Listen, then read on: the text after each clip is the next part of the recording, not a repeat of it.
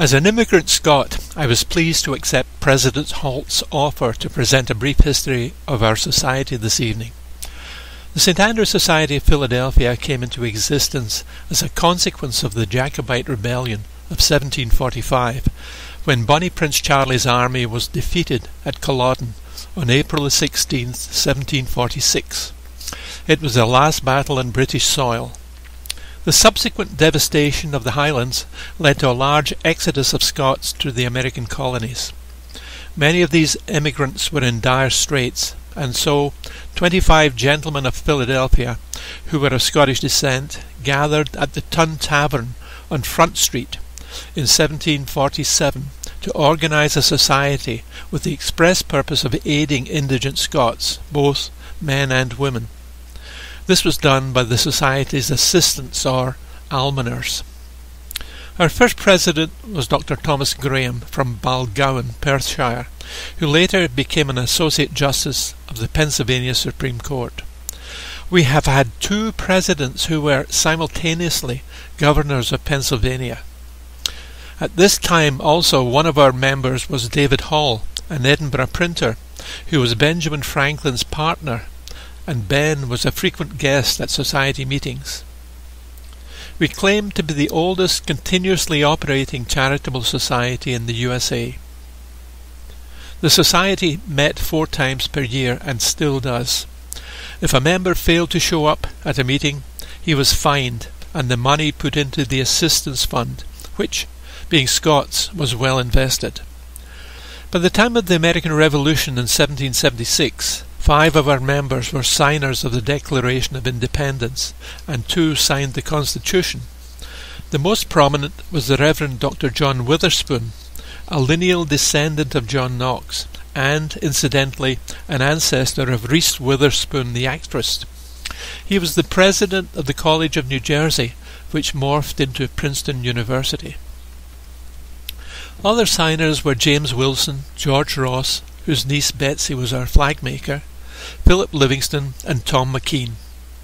We have also had many distinguished honorary members, including Andrew Carnegie, Presidents Robert Taft and Warren Harding, and General Douglas MacArthur of World War II fame. Since we are celebrating Robert Burns' birthday tonight, I could also mention a prominent member, Alexander Ferguson, with 2 S's, who was born in Ayr, and whose family employed Burns' father as their gardener. Throughout the almost 275-year history of the Society, it has continued to give assistance to needy Scots. For example, at the height of the Depression in 1933, we had 332 applications for help.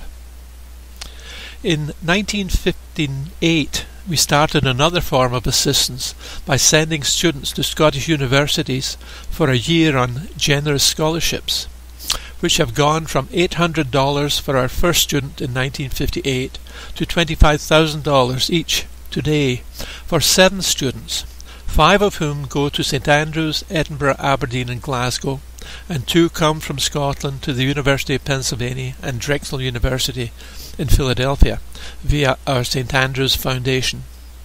We have supported several hundred students in this way. For our society members, we hold a variety of events which include 4 quarterly meetings, whose dinners are free and paid for through our supper fund.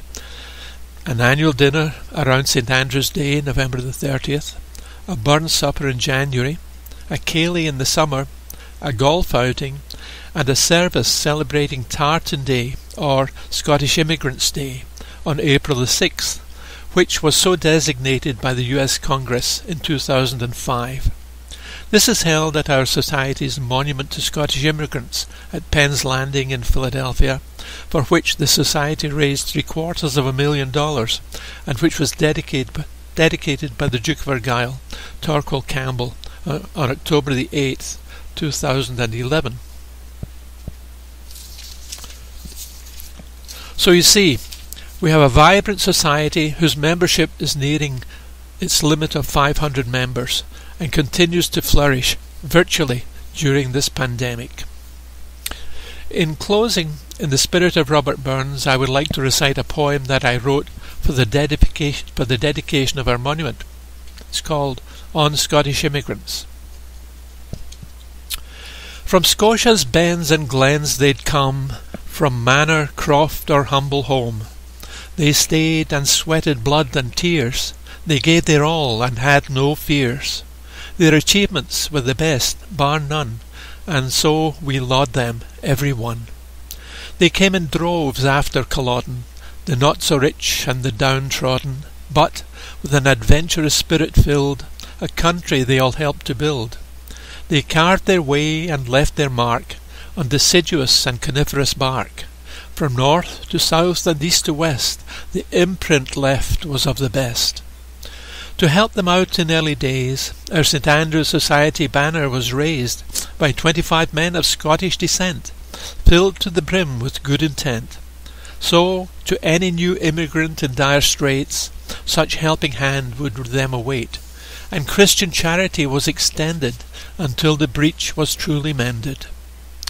5 members signed the declaration, establishing our brand new nation: James Wilson and John Witherspoon, Tom McKean and Philip Livingstone. Last but not least there was George Ross, whose niece Betsy our flag maker was, and our constitution was signed by 2, a position achieved by so very few. Of statesmen we have spawned a ton, our military men many battles won, and as for preachers, just look around, and a reverend president can be found. But if in fact the truth were told, 'twas the common man and woman bold, who by their hard work and dedication made us the drivers of this nation. It's they foremost deserve the praise, our gratitude and accolades, as we unveil this monument to every Scottish immigrant. Thank you.